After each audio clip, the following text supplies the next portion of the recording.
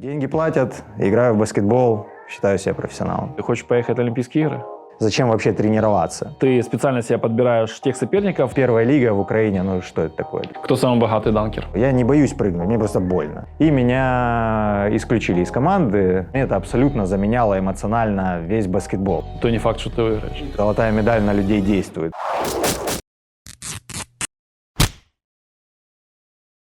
Димон, как парню из обычной семьи, из поселка городского типа удалось стать настоящей звездой данков и кумиром тысяч болельщиков? Да как-то так получилось, я не знаю, не планировал.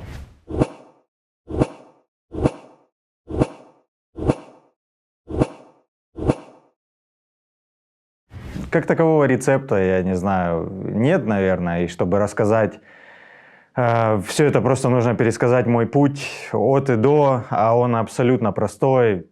Захотел заниматься, потому что в семье занимались, и папа, и старший брат просто подавали хороший пример, я ему следовал. И, наверное, в какой-то момент просто лучше получалось, чем у других. Я не знал никаких обходных путей. Я попал в институт, попал в студенческую сборную. Это мне было уже 17 лет. До этого момента нигде не играл, нигде толком не тренировался. Ну, только в поселке старший брат тренировал. Вот, а так, первая команда – это сборная института.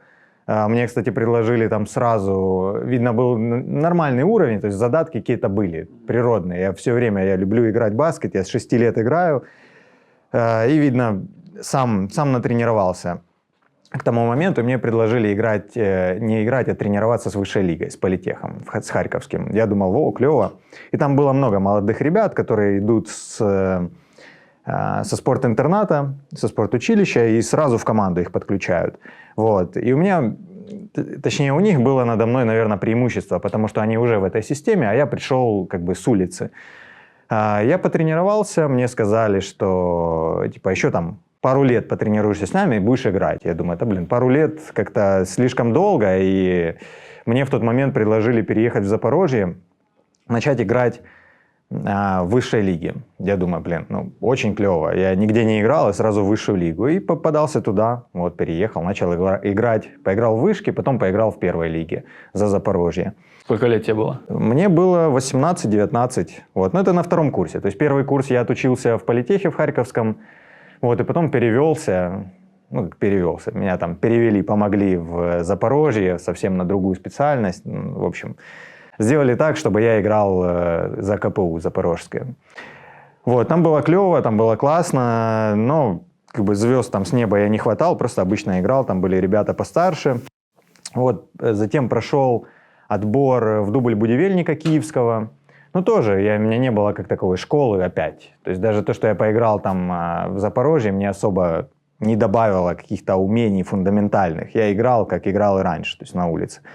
Вот попал в Будивельник, пробыл тут пару месяцев в Киеве, и меня исключили из команды, потому что я был, по-моему, на тот момент единственным не киевлянином. То есть я не думаю, что это конкретно была причина. Может, я просто плохо играл. Вот. Но, в общем, не закрепился в команде. Но одну игру даже официальную сыграл. По дублю Будивельника. По высшей лиге? Нет, дубль. По То дублю? Есть, да, Суперлига, дубль. Дубль Суперлиги. Тогда был хороший чемпионат, в принципе, уровень неплохой, но не закрепился. Я, как всегда, занимался и баскетболом, и крутил мячи, то есть фристайл, данки, все вместе. И мы попали с пацанами, с моими, с которыми мы вместе крутили эти мячи, на телешоу «Украина. Май талант». Вот с того момента я считаю, что пошел какой-то успех, то есть признание. Я понял, что этим заниматься интересно. Можно не только в баскет играть, но там мячи крутить, сверху забивать, но это уже потом я понял. Но на тот момент это фристайл. Мы попали на телешоу, нас показали по телевизору. Там второй сезон этого шоу, как я помню, был, по-моему, самым популярным, поэтому, я почувствовал, что действительно нас начинают там узнавать где-то. Я думаю, о, это прикольно. Вот, и с того момента пошло-поехало. Через пару лет в этот период времени я все время выступал на турнирах и как данкер, но денег не зарабатывал. И через пару лет я выступил на одном международном, на втором, и пошла карьера уже и как данкера. То есть все смежно. Тут зарабатывал фристайлом, тут данками, там где-то играл, и все так вместе. То есть нету какого-то большого переломного момента. Вот, как-то вот так. Подписал контракт с агентом, и агент уже начал меня продвигать на международные соревнования вот с 2012 года именно как данкера. И вот с того момента, я считаю, пошел какой-то более-менее успех. То есть, в принципе, после 20 ты уже обрел свою дорогу? Я всегда знал, что мне хочется заниматься всем подряд, то есть в баскетболе, не только играть. Потому что вот когда играю, вроде все классно, клево, но мне не хватает какой-то там эмоции, когда ты сверху забиваешь, это совершенно другие эмоции. Когда ты крутишь мячи, делаешь какой-то новый трюк, новую фишку, это совершенно другие эмоции. Поэтому хотелось как-то все это объединять, а это сложно максимально. То есть нету такого места, где бы ты мог, хотя место такое есть, конечно, но не у нас, где бы ты мог это все объединить и вот получать весь спектр эмоций. Поэтому играть хотелось, но когда у меня появилась возможность поехать в концертный тур с пацанами, с телешоу, мы ездили по Крыму, выступали на корпоративах, где мы просто показывали фристайл. Мне это абсолютно заменяло эмоционально весь баскетбол. То есть мне не хотелось вернуться и играть дальше там по первой лиге. Я понял, что это намного интереснее и намного прикольнее. Тем более первая лига в Украине, что это такое? То есть это не назвать профессиональной лигой. Это так, побегать с друзьями и, не знаю, не заработать ни денег, не поиграть в красивых больших залах, просто как бы... По сути, аматорский баскетбол, только... Со статусом профессионального, да. Вот. Поэтому, да, с того момента, с 20 лет как-то пошло вверх. И ты тогда уже понял, что ты профессиональным баскетболистом не хочешь быть, и ты будешь, скорее всего, фристайлером, данкером? Это такой вопрос для обсуждений, потому что я считаю себя профессиональным баскетболистом. Я играю в баскетбол, я зарабатываю этим деньги, поэтому Тут как посмотреть. Если ребята из первой лиги считают себя баскетболистами профессиональными, то я уж точно могу себя тоже считать профессионалом. Вот. Потому что, я же говорю, деньги платят, играю в баскетбол, считаю себя профессионалом. Самый запоминающийся слэм-данк-контест? Самый запоминающийся, их было много очень много. Нельзя один выделить, можно выделять там по статусу. Допустим, чемпионаты мира наши, FIBA 3x3, они статусные. То есть ты побеждаешь там, и ты приезжаешь, тебя начинают широкая масса воспринимать как чемпиона. Хотя это, там, может быть, не самый сложный конкурс в мире. Просто ты приезжаешь, и ты думаешь, ого, то есть вот оно, как золотая медаль на людей действует. То есть признание широких масс. Сложные конкурсы были там, в 2014 году в Румынии. Это был чемпионат Европы. И тогда я был на пике формы, ребята, против которых я соревновался, поляк, парень из Латвии, еще один парень из Польши, все на пике формы, и мы там до самого конца бились. И я победил только благодаря тому, что забил новый данк с последней попытки, супер эмоции, там взрыв просто максимальный спектр этот эмоций. И вот он мне запомнился. Это 2014 год, Бухарест, Румыния. Но также, я же говорю, очень много. 2013 год, Киев, финал Украинской стритбольной лиги на Хрещатике. Был дан-контест в формате 3x3 Украина против России. Наши друзья из России еще до всех этих событий приехали к нам, все были в хорошей форме. Мы собрались с нашей тройкой данкеров, победили. Я вышел в финал и отстоял, так сказать, честь страны. Приятно, потому что ты выступаешь в майке, где есть герб Украины, это какой-то такой... Это другие эмоции, чем ты просто в черной майке, в черных шортах вышел на уличную площадку и просто позабивал. Это другое. Могу перечислять очень долго, но выделим эти конкурсы. В 2013 году, насколько я помню, ты еще играл в финале 3x3, и ты забил алюпом финальное очко победное. Да, это финал, я не знаю. Я видел это было невероятно.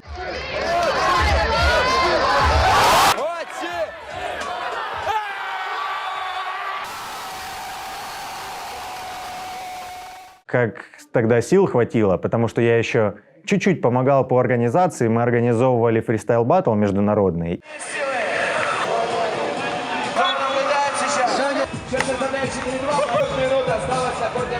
И за день до турнира я встречал всех ребят, фристайлеров, всех расселял. То есть, казалось бы, организаторская работа, моя часть, по крайней мере, она не была слишком энергозатратной, но я, тем не менее, весь день потратил, чтобы всех встретить, всех там поселить, со всеми пообщаться. И на следующий день мне предстояло играть 3x3, играть в финале 1 на 1 Red Bull King of the Rock и прыгать в данках. Вот. И после такого насыщенного дня, ну, сейчас бы мне сил не хватило, я точно знаю. То есть мне надо было бы отоспаться, там денек полежать и потом уже выходить на соревнования.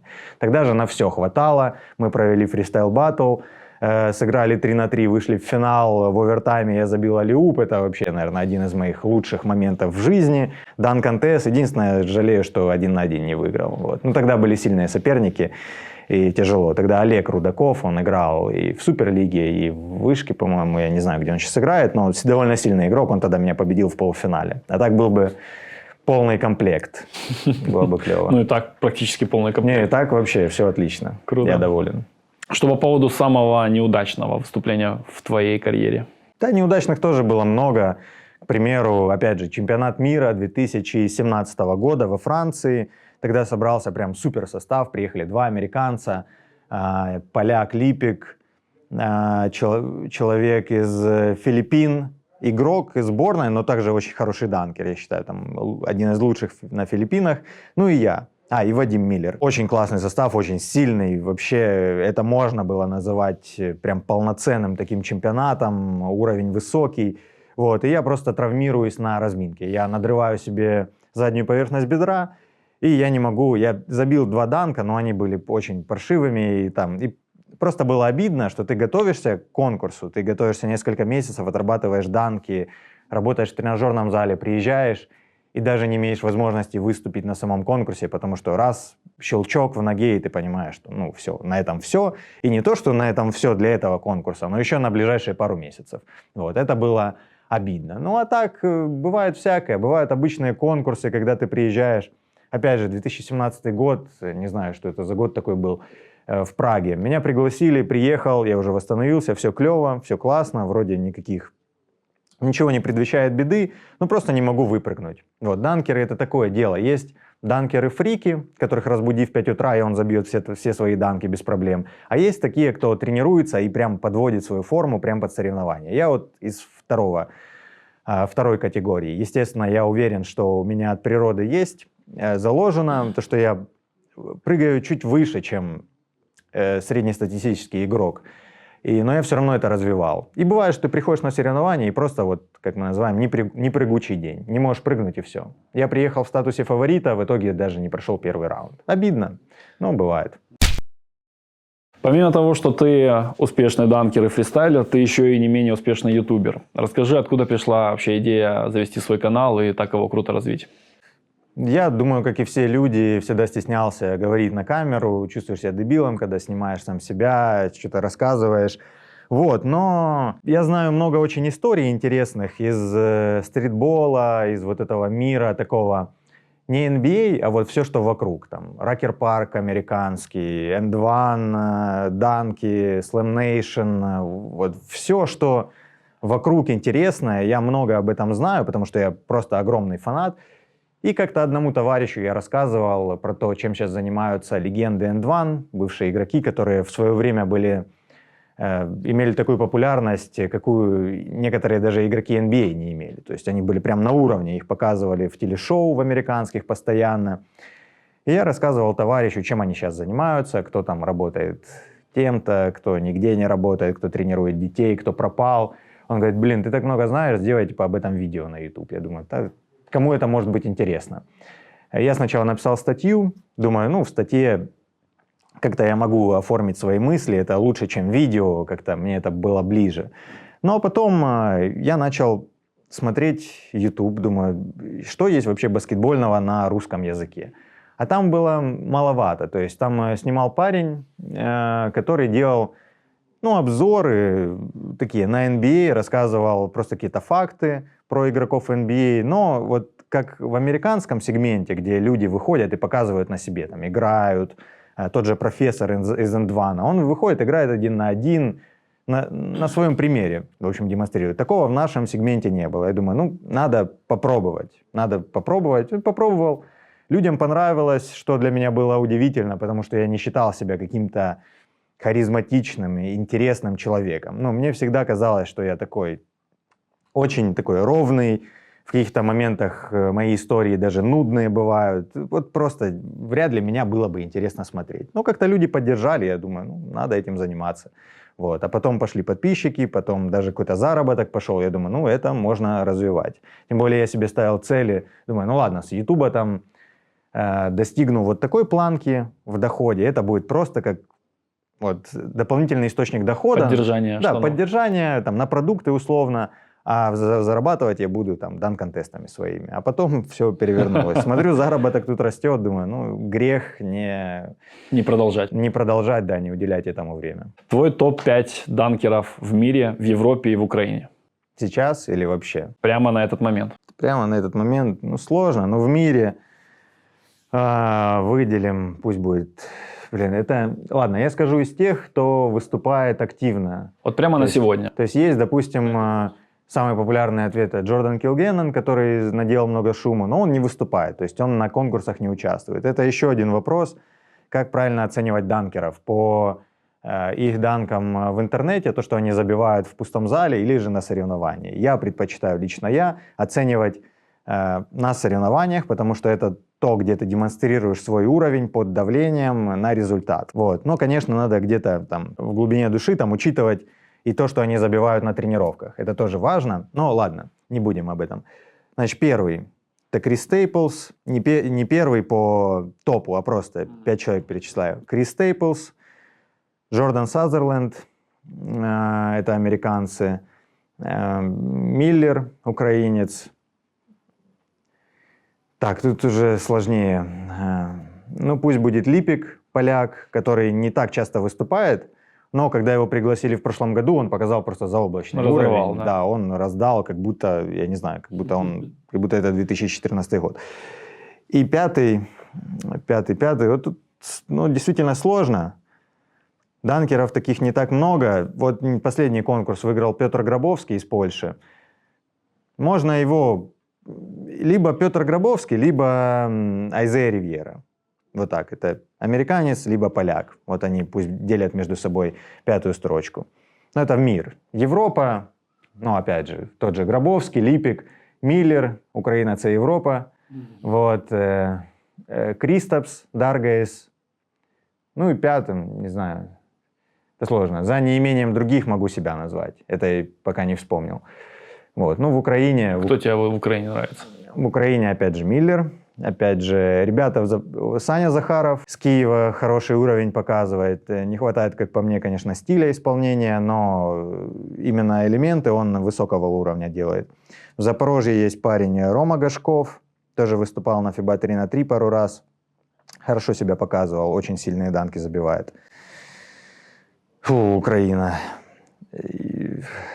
Опять придется себя включить, потому что я не могу других вспомнить. Пятого вспомнить не можешь. Нет, это четвертый, пусть будет Никита Коньков.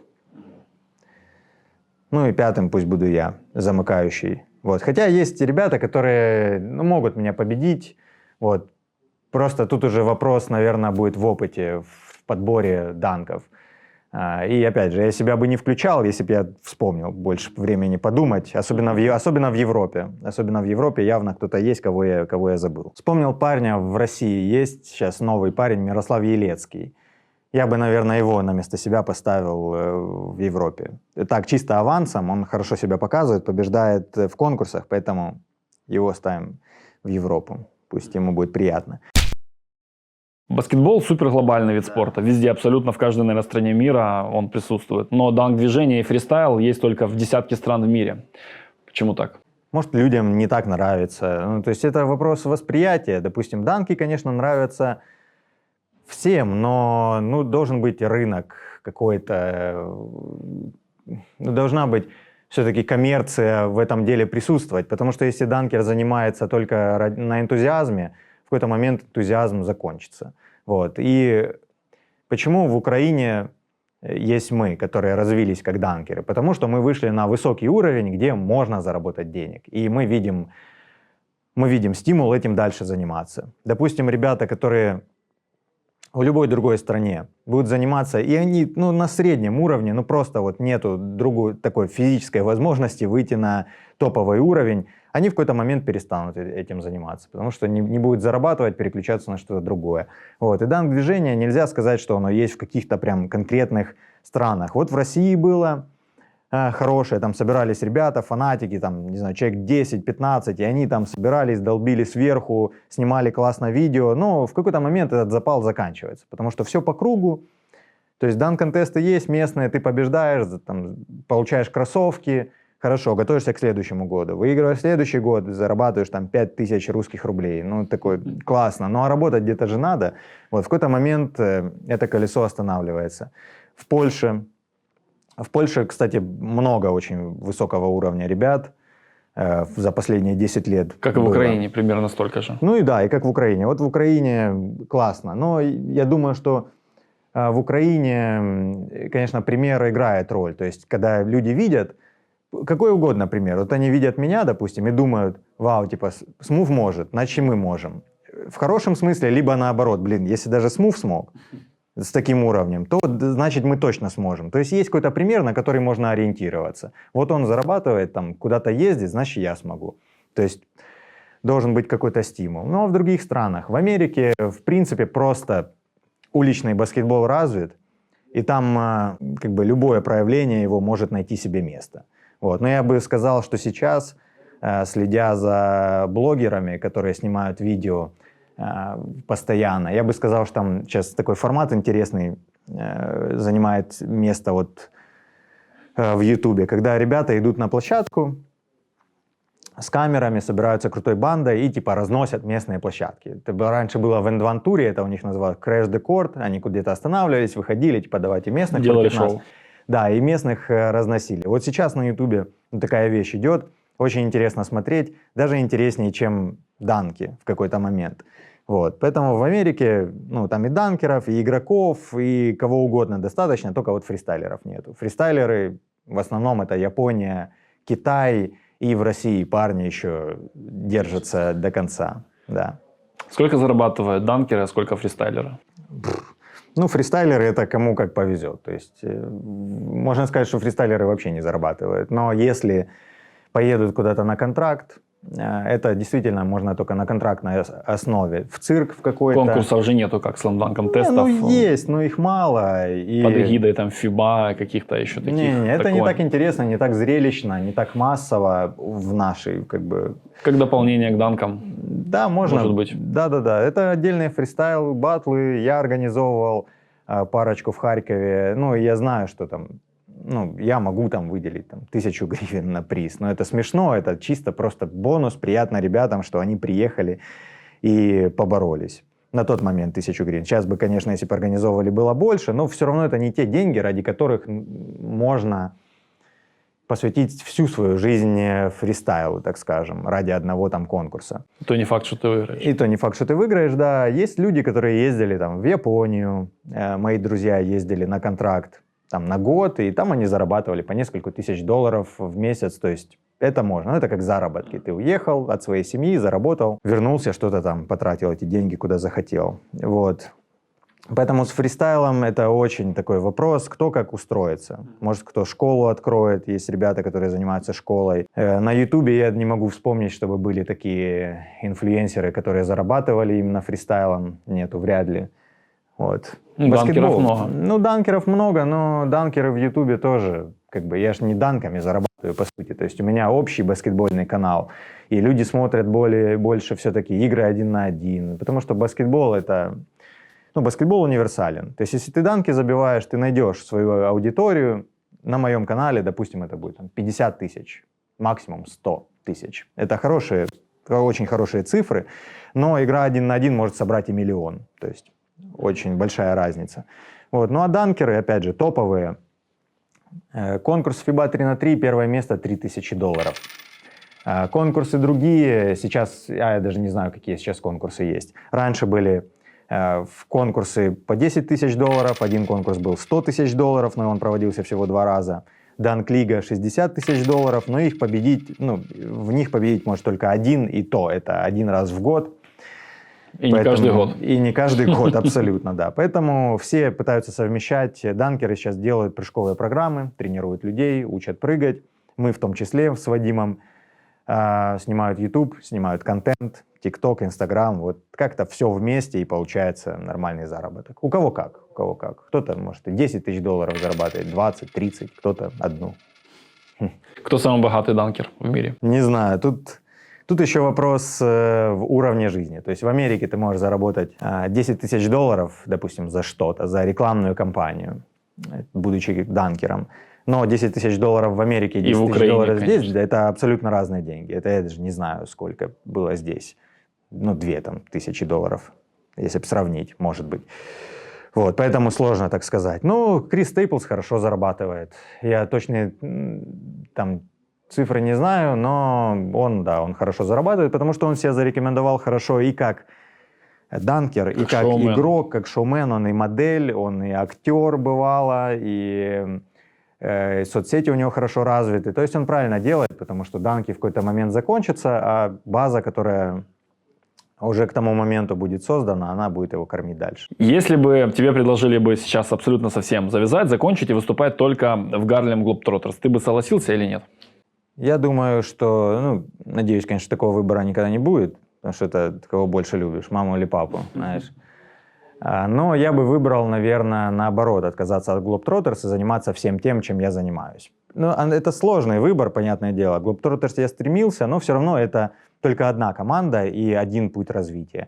А в остальном я могу быть абсолютно свободен. То есть, когда ты снимаешь видео на YouTube, у тебя идет оттуда какой-то заработок, то ты действительно, открывается другое видение. Ты можешь делать что-то свое, там, мастер-классы какие-то, снимать сам какие-то телешоу, не YouTube-шоу. Это совершенно другое. Хотя Harlem Globetrotters я обожаю, люблю, это лучшая работа. Как для меня, это именно то место, где совмещаются и данки, и игра, и фристайл.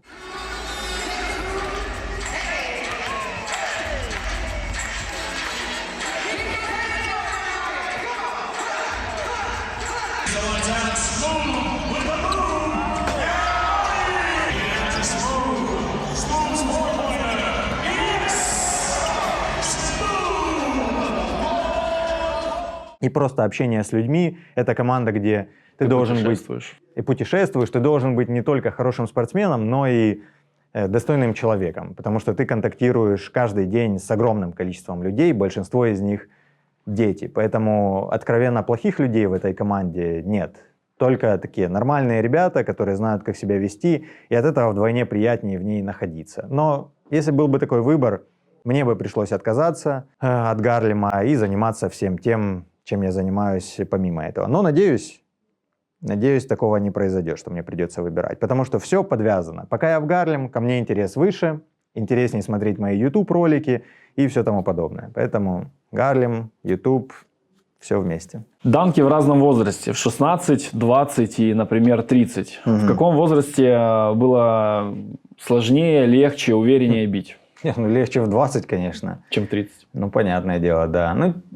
Роль играют только травмы. Потому что я бы не сказал, что огромная разница в моих данках в 20 и в 30 лет. Просто в 20 больше энергии, такой какой-то неадекватный, когда ты действительно можешь выступать несколько дней подряд, без отдыха, без разминки.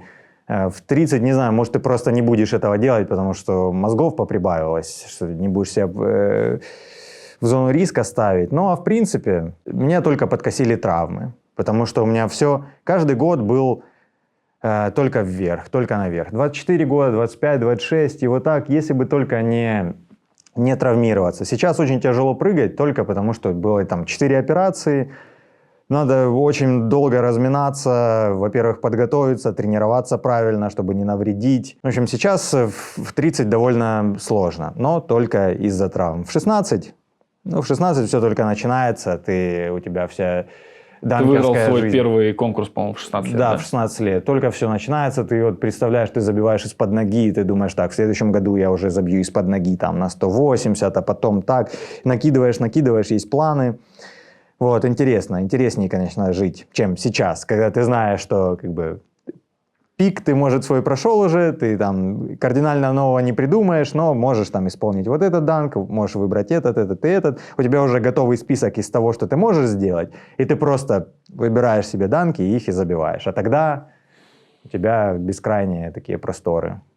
У тебя пик был лет 26, как раз перед операцией? Да? Я считаю, что в 24 перед травмами, потому что вот год, который самый лучший для меня был, просто по ощущениям своим, не по достижениям, а по ощущениям, это был 2014, когда каждый конкурс, он был прям вообще таким налегке. Ты выигрывал практически все. Ну, я выигрывал очень часто, да, и очень легко прыгалось, очень легко все забивалось. Я был бы рад тогда иметь больше идей на новые данки, потому что тогда явно я бы все забил, все, что себе напридумывал. И потом случилась одна травма, вторая, потом еще колено, и вот так вот все. И даже с травмами, даже вот там в следующий год, 2015, у меня болит колено, но там чуть подшаманили, чуть там разогрели, мазями помазались. Вроде и болит, но прыгаю еще выше, чем в прошлом году. Но тяжелее просто из-за того, что дольше разминаться. В 16-м та же самая история. Придумал новый данк, забил его, практически забил на конкурсах, но уже коленки болят. Вот, поэтому пик мой стопорнулся только травмами. Но сейчас, в принципе, тоже нормально прыгаю, если постараться. Психологический какой-то барьер после травм все-таки имеется, или ты знаешь, как его преодолевать? Не, я знаю, как его преодолевать, конечно, но у меня психологического как такового барьера не было, мне больше физический. Ну, то есть мне говорят, ты там давай прыгни, и все будет хорошо. Я не боюсь прыгнуть, мне просто больно, вот, и все. То есть эта боль никакая не фантомная, я вот начинаю бежать, и мне болит там колено, поэтому я не могу прыгнуть. И только когда я уже полностью там восстановил ногу, подкачал, мышцы уже чувствуют себя хорошо, в тонусе, вернули объем как минимум, потому что после операции меньше мышца становится, и надо вернуть ее объем после длительного вот восстановления, как у меня было. И тогда у меня уже нету никакого барьера, если нету боли, прыгаю как раньше. В твоем плотном графике все знают, что ты и ютубер, и данкер, и фристайлер, и ездишь везде, делаешь кучу вещей. У тебя, тем не менее, есть девушка. Расскажи, когда ты успел завести отношения, и мало кто знает, кто она. Расскажи, может, немножко больше о ней. Познакомились мы в 2015 году, как только я, кстати, переехал в Киев окончательно. Ну, я тут жил наездами, так сказать, еще с 2009 года, когда был в Будивельнике в Дубле. Потом еще там году в 12-13 мы с ребятами тут собирались, жили совместно в квартирах, снимали. Но свое жилье появилось в 2015, я уже переехал сюда и начал полноценно здесь обитать. И вот весной, по-моему, 2015-го, ну, мы познакомились, я был... Получается, у меня девушка Катя, она из Луганска, они с семьей переселились после всех этих событий в Киев.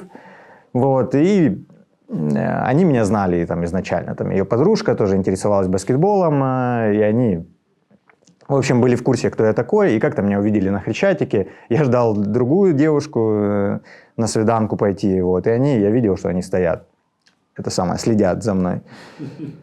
Вот, ну, я думаю, что мне делать? Ну, следят, да следят. Вот, а потом самая банальная история. Добавились где-то в интернете. Я сказал, да, что я все видел, что вы за мной там следили. Ну, как-то, да, попереписывались, ну, и решили встретиться. Раз встретились, два, и все, уже вот женимся через пару месяцев. Да ты что? Да, так что все быстро произошло. Вся моя жизнь в Киеве, она прошла вместе с Катей. Круто. Да. Она как-то помогает, помимо мотивации? Не, конечно, она помогает. В плане, я имею в виду, ютуба или баскетбола? Да, она помогает, и у нас были разговоры. Она сама хореограф, танцор, она бывает выступает там со своим балетом на корпоративах.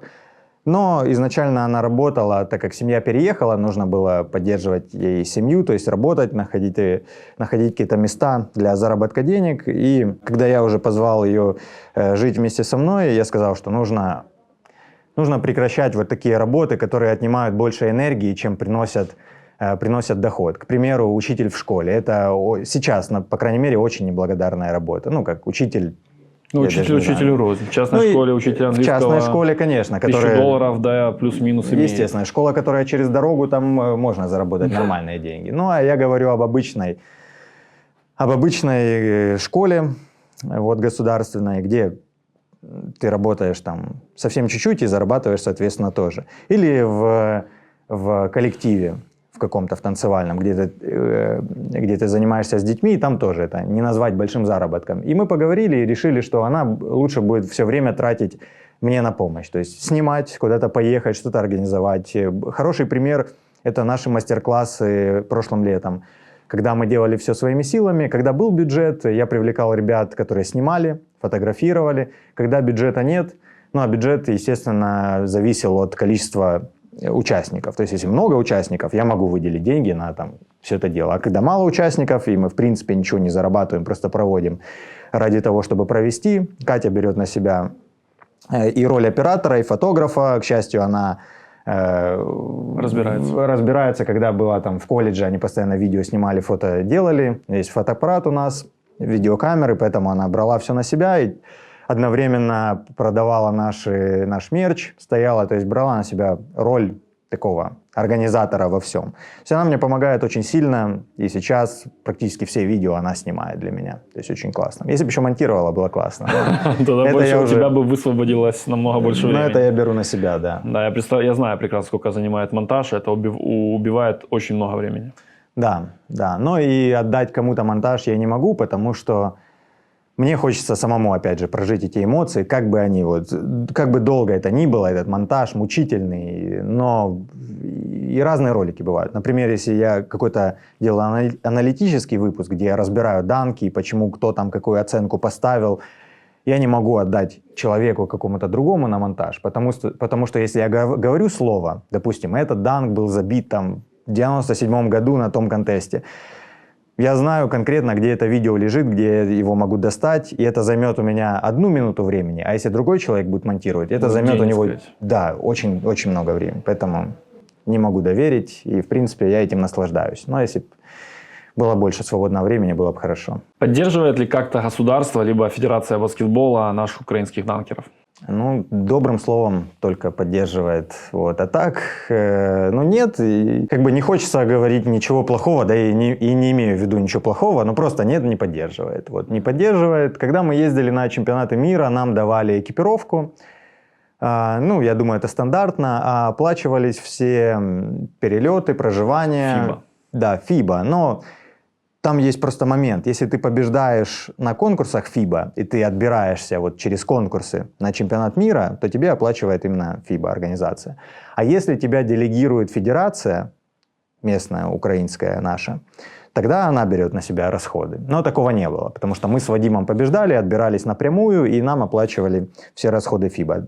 Федерация давала только экипировку. После первой моей медали мне дали небольшую премию, что было приятно. Я же вообще ничего не ожидал, как бы, и не ожидаю теперь. Мне как таковая поддержка, собственно, и не нужна. Я не знаю, чем они меня могут поддержать. Разве что, если я буду организовывать что-то и попрошу поддержку федерации, там, какую-то в чем-то, не знаю, выделить мне, не знаю, баскетбольную стойку или еще что-нибудь, я думаю, они помогут. Я думаю, в этом проблем не будет. Вот. Ну а так, финансово или как-то... Речь в первую очередь за финансовое, поставить тебя на ту же зарплату, дать какую-то ставку, там, 15 тысяч гривен в месяц, чтобы у тебя... Такого нету, и я, честно говоря, даже не рассчитываю, поэтому... Ты же как бы лицо Украины в баскетболе в мире. Блин, у тебя 300к на Ютубе и 120 в этом, в Инстаграме, и ты популяризируешь так или иначе украинский баскетбол. Ну да, ну как бы я его популяризирую сам по себе, потому что мне это нравится. Я не делаю это там ради признания федерации или ради признания людей, поэтому вот искренне могу сказать, что я от них ничего не жду, и у меня нет абсолютно никакой обиды даже в голове, вот до этого вопроса не было. Ну, если помогут в чем-то, в организации в какой-то, я буду рад. Если нет, то как бы я и сам справляюсь. Вот поэтому у тебя все и есть, потому что ты ни от кого ничего не рассчитываешь. Ну, может быть и так. Считаешь ли ты Вадика Миллера своим последователем в плане титулованности? Последователем в плане титулованности? Ну, он в каком-то плане, конечно, мой последователь, потому что... Это не то слово, которое правильно подобрать. Вадик мой товарищ, друг, который просто на несколько лет младше, чем я. И если бы он был первым, а я шел за ним, то, может быть, мы просто поменялись бы местами. Потому что я первый открыл эту дорогу, я первый попал на ФИБА, начал побеждать, а затем подтянулся и он в 2015 году. 2015, по-моему, да. Вадик очень сильный. Вадик, мне очень приятно, что сначала я отстоял честь страны, то есть привез медаль, засветился в форме Украины. Затем эту роль на себя взял он. То есть он сейчас ездит, везде побеждает, и Украина до сих пор в топе. То есть включаешь любой конкурс. Всегда есть Украина. Да, и говорят, что Украина — это топ. И это клево. То есть я, Вадик, в 3 на 3 в баскетболе наша женская сборная просто уничтожает всех. ребята молодцы, зарабатывали бронзу на чемпионате Европы. Вот, то есть Украину знают. И вот я благодарен Вадику за то, что он держит высокий уровень и не дает вот забыть об Украине. Потому Вадик что... наконец-то к пику подошел, он буквально пару лет назад. Он разрывает вообще. Он сейчас, конечно, потому что я бы не смог уже сейчас, как бы я бы ездил и сказали, ну, типа, Смув был классный, а сейчас чуть уже уступает. Но зато есть другой теперь парень из Украины, который дальше продолжает бомбить. Игры 1 на 1. Это, наверное, одна из самых популярных рубрик на твоем YouTube-канале. Интересно всегда смотреть. Но есть мнение в баскетбольном нашем сообществе, что ты специально себе подбираешь тех соперников, с которыми ты сможешь справиться, скажем так. Также есть еще одно мнение, что ты не все отснятые игры 1 на 1 выкладываешь. Так ли это? Мне бы интересно было узнать, кто это говорит, потому что игры-то я все выкладываю. То есть у меня есть... единственная игра, которую я не выложил, только потому, что мы ее не доиграли. Вот и все. Это была последняя игра против Вадика Давидного, который играет в первой лиге, играл в Вышке. Но там была просто такая ситуация, что зал арендован на 1,5 часа, Вадик попал в жесткую пробку, и он приехал, у нас осталось 20 минут на игру, и мы просто не успели отыграть. Он меня выигрывал, и если бы он меня выиграл, я бы выложил без проблем, потому что... поражения тоже есть на моем канале. То есть у меня не все выигрывают. Есть, конечно. Да. Абсолютно. То есть я большинство, конечно, ты выигрываешь. Ну, большинство. Вот, но также не стесняюсь. Мне хочется выиграть, понятное дело. И я расстраиваюсь, когда проигрываю. И люди, которые не понимают этого, говорят, что там Смув не умеет проигрывать. Я никому не советую учиться проигрывать. Ну, зачем это? То есть я расстраиваюсь искренне, когда я проигрываю даже просто 1 на 1 в пустом зале. Но я расстраиваюсь. Но и тем не менее я все равно это выкладываю на YouTube. Потому что поэтому этот вопрос очень легко спростувати, как говорится. Ну а по поводу соперников, я пытаюсь вспомнить своих соперников. Ну не знаю, нет, не подбираю легких, не ищу легких путей. Просто есть люди, к которым нужно подготовиться. Допустим, Саня Руденко, Рудя в Киеве. Он очень сильный игрок. И мы, в принципе, планируем сыграть. Но я понимаю, чтобы я против него хорошо выглядел, мне нужно подготовиться. До этого я должен там, победить, как в Mortal Kombat, пройти там. То есть победить более чуть слабее ребят, которые тоже изъявляют желание. Ну, слабее, по моему мнению. Ну, а так, наши игры последние опять. Жека Балаценко, лидер в одной из аматорских лиг в Киеве, в Лиге Героев. Играл в высшей лиге. Хороший игрок. Но так получилось, что, возможно, у него в тот день не летело. Я победил. Другие ребята, Серега Юрченко, вот вспоминаю, который меня в итоге выиграл, который играл и в Суперлиге, и в высшей лиге сейчас играет. То есть довольно сильные соперники. Просто, не знаю, может, люди не понимают, что я, в принципе, не слабый игрок. То есть если я был бы каким-то левым и выбирал бы левых людей с улицы, тогда можно было бы претензию какую-то выдвинуть. 2 на 2, может быть, смутил последний выпуск, когда я позвал парней из первой лиги. Я позвал одного лидера Артура и парня послабее, Даню. Но тут надо знать еще момент, что на Ютубе должен быть интерес. То есть не должны быть ребята просто игроки. Вот я позвал Даню, потому что я его знаю раньше. Темнокожий парень, он харизматичный. То есть он еще добавляет это в видео. И второй мой партнер был Анатолий, мой друг. Толик фристайлер, который невысокого уровня как игрок, поэтому я думал, они как раз это самое... Сбалансируют, да. Поэтому, если у кого есть вопросы, какие конкретно по игрокам, кого я выбирал, почему его, почему не этого, считаю ли я их слабым, я абсолютно готов с каждым пообщаться. И практически каждому хорошего уровня игроку я отвечаю то, что обязательно сыграем, и я с ними действительно сыграю. У меня есть несколько ребят, которые ждут от меня как бы возможности зарубиться и снять это на видео. Никому, короче, не отказываю. Ну, желающих зарубиться, так сказать, много. Ну, желающие есть, потому что я это понимаю прекрасно, потому что ты видишь на видео и кажется, да блин, ну... На видео всегда кажется, ну, что ты выйдешь, и ты сделаешь. Я бы сейчас его это самое... И в принципе это реально. Конечно, я тоже смотрю, особенно американских, думаю, да блин, почему у него миллион? Ну, почему миллион просмотров? Ну ведь это игра вообще. Я выйду и отзащищаюсь, забью тебе в лицо, там 11-0 выиграю. Ну это, конечно, не так, но ощущение такое есть у всех. И я понимаю людей, которые хотят прям... напоминают мне об игре, говорят, давай сыграем. Я думаю, мы вот когда я сыграю с Максом Закурдаевым из Суперлиги, Это будет интересно. то тогда Действующий уже... игрок Суперлиги. Да, тогда уже не вызовет ни у кого вопросов, что я выбираю слабых. Скорее всего, он меня победит, потому что он более подготовлен, но уверен, это будет интересная игра. С Юрой Кондраковым. Юра разнесет меня в хлам, но я с удовольствием Мне на сыграю. это было бы интересно посмотреть. Я с удовольствием сыграю. Ну, 1 на 1 реально крутые рубрики. Я помню, кстати, King of the Rock, по-моему, в Америке был, когда победил чувак, который просто огромный и заталкивал с задницы всех. Было когда-то такое. Был 2 года подряд, побеждал Baby Shark из, Вот это, наверное... из N2, да. Наверное. Ну, а это человек, который мог играть в NBA, и у него скиллсет полностью укомплектован. Он может делать все. Но также ему было 30 лет, и он уже понял, что ему не надо бросать трехи. Просто зачем? Заталкивать. Да, если все меньше Проходи. его, он просто... Вот там финальная игра была, когда он просто деморализировал соперника, он говорит, кидай. Он становился в 3-секундной зоне, чувак бросал треху, 1-2 забил, он его проталкивал жопой, забивал. Тот продолжал кидать трехи, уже как-то, когда тебя не кроют, бросать треху как-то аж некомфортно. И чувак промахивался, и этот по одному так и выиграл. В общем, включил голову и использовал свои преимущества, вместо того, чтобы вот это вот все делать, хотя он умеет. Если бы тебе предложили выступать под флагом условного, давай назовем, Катара, за много-много денег. ты Катар бы... неплохо. Еще Ну, хорошее я знаю, предложение. да, потому что Катар платит. Да. Ты бы принял такое предложение отказаться от украинского гражданства? Ну, точнее, даже не так. Больше не выступать за Украину, Мгм. а выступать только за Катар.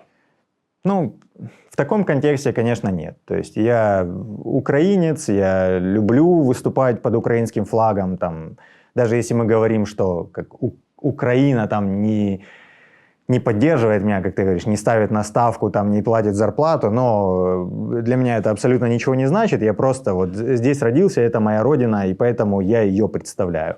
И я не могу себе даже в голове вот сопоставить такую ситуацию, чтобы я выступал под флагом другой страны. Нет. Но если это какие-то просто турниры, знаешь, играть за команду в Катаре, если мы не говорим о флаге на груди, то, конечно, это можно, потому что спорт все равно дело такое, это недолговечно, и я не люблю, когда судят игроков, которые переходят в лучшие для себя условия. Но это мы не говорим о национальных сборных. Национальные сборные — ответ нет, только Украина. Только Украина здесь, никакой другой флаг здесь не будет, это понятное дело. Вот. Но это уже ответвление вопроса, что я не люблю, когда игроков осуждают, когда переподписывают другие контракты с другим клубом на более выгодных условиях. Говорят, что ты там продался, ты играл 10 лет в этой команде, и вот тебе город дал все, а ты ему ничего, переходишь в другой клуб. Но это все тоже нужно воспринимать как бизнес. Человек должен за свой очень короткий промежуток времени, когда он профессионал, вот в NBA там играют... 10-15 максимум. Подожди, 10 это хорошо. Да. 10 лет это очень хорошо. И за 10 лет ты должен успеть... Выжать все. Да, заработать себе на жизнь. Вот. Поэтому это уже другой вопрос для обсуждений, конечно. Национальный флаг только Украина, никакой другой. Ты активно выступаешь в последнее время в баскетболе 3 на 3 и в турнирах FIBA в том числе. Какова цель? Ты хочешь поехать на Олимпийские игры? Я был бы рад, если бы на Олимпийские игры вообще украинская команда попала. Я за них болею. Но и моя мечта поехать на Олимпийские игры в качестве кого угодно. В данкер, там, просто поехать, влог поснимать, как угодно. Вот в этом году будут. Баскетбол 3 на 3 там будет. Я мечтаю, чтобы как-то вот туда К сожалению, прорваться. в этом году никак нету квоты. Ну, если тебя разве что федерация, как какого-то там делегата, да, массажистом там, я не знаю, или, ну, условно, да? Я готов. Да. Ну, в общем, а по 3 на 3 нет, я играю 3 на 3 всю жизнь, поэтому как таковой цель получать удовольствие. Вот. И смотря какая команда. Если мы собираем перед сезоном конкурентоспособную банду, то, естественно, выиграть сезон, как в прошлом году. За нас играл Толик Челован с опытом игры в Суперлиге, в сборной Украины, кстати, 3 на 3 он играл. Довольно сильный игрок, и благодаря ему в том числе мы выиграли сезон УСЛ, Украинской баскетбольной лиги. В финале мы стали первыми. Вот. Это в таком случае, конечно. Хорошая банда, выигрываем везде, где только можно. Такая цель. Если мы собираемся просто ребятами, вот как я ездил к себе на родину, просто поиграть. Чисто в кайф покатать. Это просто, да, ради удовольствия посмеяться, побросать мячик вместе. Потому что баскетбол 3 на 3 это такая универсальная штука, которая объединяет людей. Вот раньше, они и сейчас есть, но раньше, когда только все начиналось, турниры были, вот турниры УСЛ, они гипермассовые. Просто там по 120 команд. В каждой команде минимум 3 человека, там 3-4 человека. Это огромное количество людей. Ты приходишь туда как на праздник. Даже если ты просто 2 игры в группе сыграешь и их сольешь, у тебя есть огромная возможность пообщаться, познакомиться с кем-то, провести супер круто время, хотя бы полдня в среде единомышленников. Сейчас 3 на 3 это больше склоняется к такому профессиональному виду спорта, поэтому ребята, которые заявляются, они уже нацелены конкретно на результат, не на хорошее времяпровождение. Конкретно победить, пройти в финал и там двигаться дальше. Я бы хотел, чтобы продолжали существовать и такие турниры, где ты идешь условно за призовым фондом, ты там знаешь, там 10 тысяч гривен призовой фонд, так, чуваки, собираемся, идем выигрывать. И просто турнир открытый, где, может быть, даже и приза нету, но ты знаешь, что там будет 100 команд, и ты идешь туда просто покайфовать. Да, атмосфера. Это то, чего не хватает иногда. Ты недавно, собственно говоря, выложил видео со своего родного поселка, где ты принял участие в баскетболе. Интересное видео, посмотреть, как живет, так сказать, ну нельзя сказать прямо глубинка Украины, но поселок городского типа, городок, да? Ну, ПГТ, да. Да. Не думал ли ты, так как у вас там проходит все-таки баскетбольная движуха, используя свой баскетбольный авторитет, сделать какой-то там баскетбольный оазис и, может, провести пару турниров национального уровня? Пару турниров 100%, только смотря какого формата и в зависимости от отклика. То есть, понятное дело, в поселке меня все знают, мэр очень хорошо относится, мы с ним, в принципе, и в баскетбол играли, и в волейбол, он очень активный такой мужчина, он поддерживает все, и со школьными директорами я знаком, особенно с моей школы, вот, очень хорошие отношения. Поэтому, если я что-то организую, естественно, мы людей соберем, без проблем. И я буду это делать, только я не знаю пока что. Турнир, возможно, будет не так интересно. Возможно, показательное какое-то шоу. То есть показательный матч, плюс приедут все друзья, позабивают данки, позабивают фристайл. Это будет просто как бесплатное такое баскетбольное шоу а-ля Globetrotters по-украински для местной публики. Потому что в поселке все знают, что баскетбол — это там Дима Кривенко, это Толик Лутицкий и там еще несколько человек, которые этим занимаются. Поэтому все придут поддержать 100%. Вот, и нужно это делать. Ждем только, чтобы спорткомплекс открыли, пока что он под замком. Вот, и пандемия, и там еще некоторые моменты влияют на него. Контракты со спонсорами, не будем называть названия спонсоров. Можно ли урвать такой контракт, ну, допустим, в твоем случае, в случае Вадика Миллера или плюс-минус, чтобы больше вообще не работать? Сколько не работать? Неделю? Месяц, год, это ж такое, до конца жизни. Понятное дело, что чтобы контракт перекрывал тебе другие источники дохода, и этого хватало на комфортную жизнь.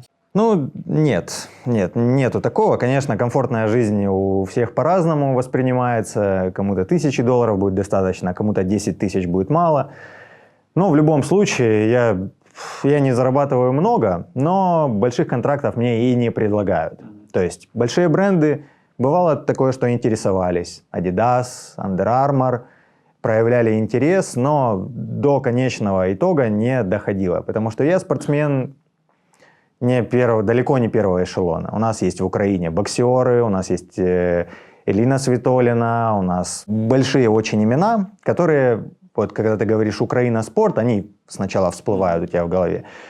Даже если я двукратный чемпион мира, да, у меня 2 золотых медали, у Вадика 1. Но это никак не воспринимается широкими массами как большой спорт. Да что такое данки? Это больше шоу все равно. И наши медали, я считаю их как просто признанием каких-то заслуг. То есть это не так, что ты действительно там супер лучший в мире и лучше тебя никого нет. Это просто признание действительно нашего, можно сказать, вклада в эту движуху. Поэтому больших контрактов у нас нет, у нас есть какие-то предложения рекламные, у меня больше, и все зависит от Ютуба. Если я просто спортсмен... У тебя маркет больше. Да. Если просто спортсмен в данной категории, ты вряд ли кому-то будешь интересен. Если у тебя есть аудитория, Инстаграм, Ютуб, то, конечно, туда люди подтянутся. Куда подевались данкеры из России? Раньше была целая плеяда талантливых, больше, чем в Украине было. Сейчас Раз-два и обчелся. Ну, на работу пошли. Серьезно? Вот. Ну, да. То есть ребята повзрослели. А молодых нет. Перешли, да, в другую возрастную категорию. Ну, есть Шал, еще выступает. Ну, вот Шал, кстати, пока мы снимаем сейчас, это Александр Шалыгин, он в данный момент прыгает на дан-контесте в Питере. Вот ему 35 лет вот в апреле стукнет, и он в хорошей форме. Но уже как бы он не будет выступать на там, мировых каких-то конкурсах. Но, тем не менее, он еще нормально держится. Молодые появляются. Парень, которого я назвал, Мирослав Елецкий, он прям так... Хороший. Долбит в одну точку, да, он побеждает конкурсы все, и сегодня, я уверен, победит в этом же конкурсе, в котором прыгает Шал. Вот, и ему как бы дорога дальше, в профессионалы. Но станет ли он там, займет ли он там свое место, это вопрос. Где вообще ребята подевались? Ну вот, был просто какой-то бум данкерский, когда все этим начали заниматься. В принципе, был бум уличного баскетбола. End-One. И культуры в целом.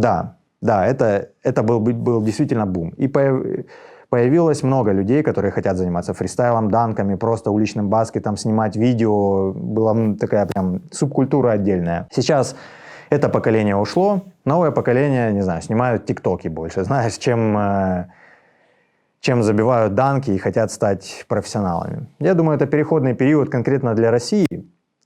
Появятся еще данкеры, 20-летние там есть. И главное, чтобы у них была возможность где-то выступать, чтобы были конкурсы.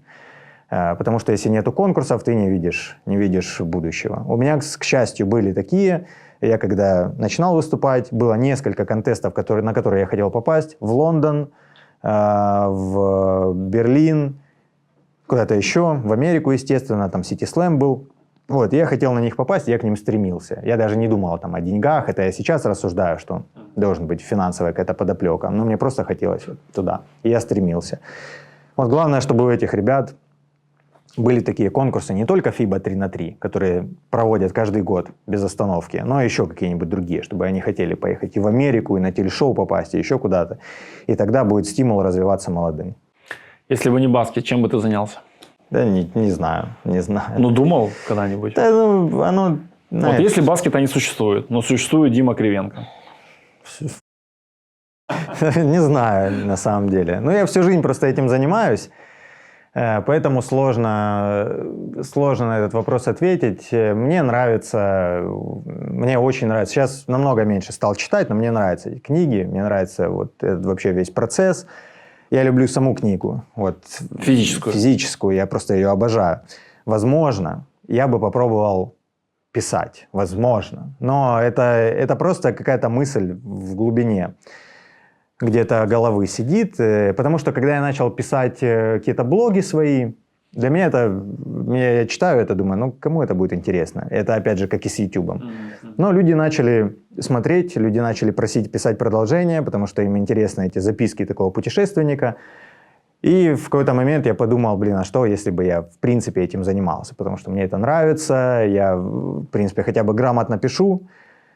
Ты грамотно говоришь, грамотно пишешь. Ну, это я научился грамотно говорить благодаря Ютубу, потому что раньше, когда ты общаешься со своими друзьями, ты можешь как угодно говорить, они тебя поймут любыми речевыми конструкциями. Вот. Ну, а писать, да, это, я считаю, многим не хватает, к сожалению.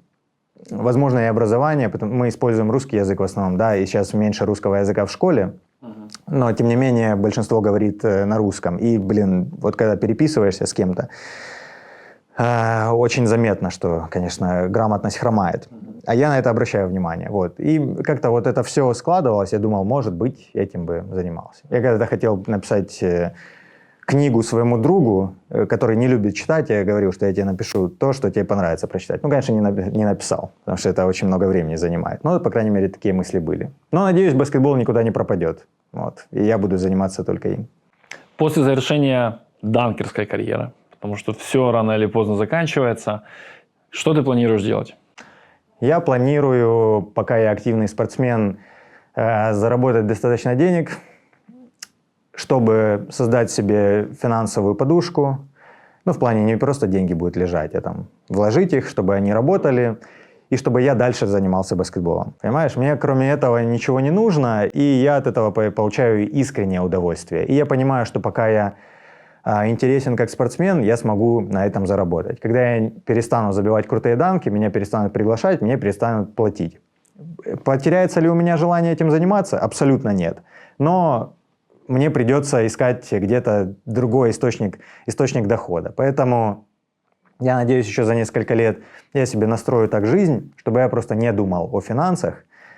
И когда я уже не смогу выступать на чемпионатах мира условных, то я все равно продолжу этим же заниматься, продолжу играть в баскетбол, не знаю, проводить мастер-классы, снимать видео, но уже без задней мысли о своем будущем, о финансах, о деньгах.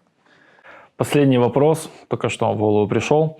Как ты думаешь, то, что сейчас происходит в мире, пандемия, коронавирус и так далее, спорт уже меняется? Изменится ли как-то формат данка, фристайла и баскетбола, и вообще уличной культуры? Да, то уже поменялось, опять же, все поменялось, данки в том числе. Данки сейчас проводятся без зрителей, FIBA конкурс прошел без зрителей, но это тухлятина полная, то есть, потому что это шоу в первую очередь, это не показательное выступление, где человек просто забивает, а ты смотришь без эмоций и просто оцениваешь его от 1 до 10, лишь бы оценить. Нет, это очень живое такое мероприятие, взаимодействие со зрителями. И в принципе спорт в целом это взаимодействие со зрителями. Спорт — это шоу.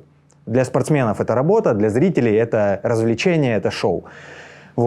И данки очень сильно просели и так, потому что пандемия, мало турниров проводилось, и данкеры уже сами не знали, что делать, чем им заниматься, как к чему готовиться. Турниров нет, зачем вообще тренироваться? Формат,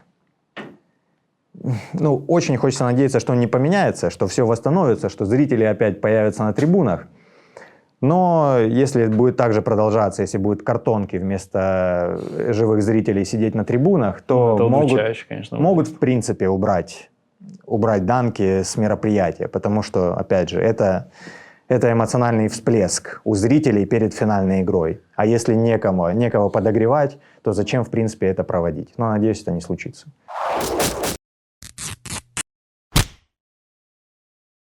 Друзья, конкурс. Дима, что ты принес для наших подписчиков?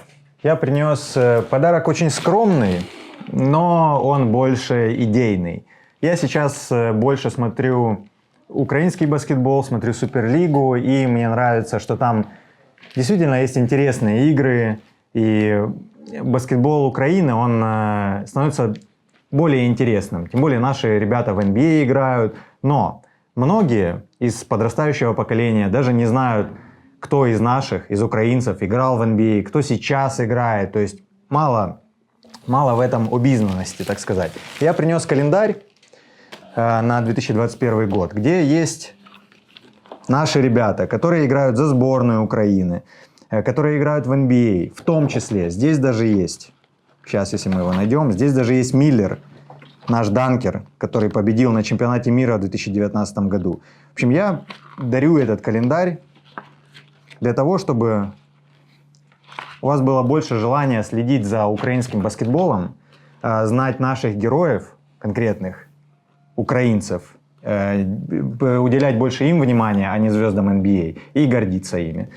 Сейчас я должен найти Вадика. Давай, находи Вадика. Я должен найти Вадика, он красавчик. Естественно, с автографом Дмитрия Смува-Кривенко. Календарь непростой, именной, так сказать. Красавец Вадик, 2019 год, чемпионат мира в Амстердаме. И его амплитудная с под ноги, да? Да, под ногой на 360. Я подпишу.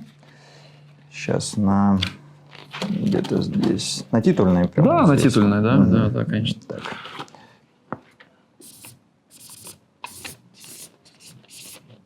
О, ничего себе, крутая роспись. Да. Роспись. Детям в Globetrotters нравится. Роспись есть. Так, и вопрос. Календарик заберет тот, кто скажет, в какой команде играет человек, которого я победил в финале чемпионата мира 2016 года. Это легкий вопрос, но все равно придется подумать. И поискать. Да. Спасибо за то, что были с нами. Спасибо, Дима, за то, что пришел. Невероятно интересное интервью. Я желаю тебе успехов на твоем поприще, на спортивной арене и спортивного долголетия. Спасибо. Спасибо за то, что были с нами. Всем пока. Пока.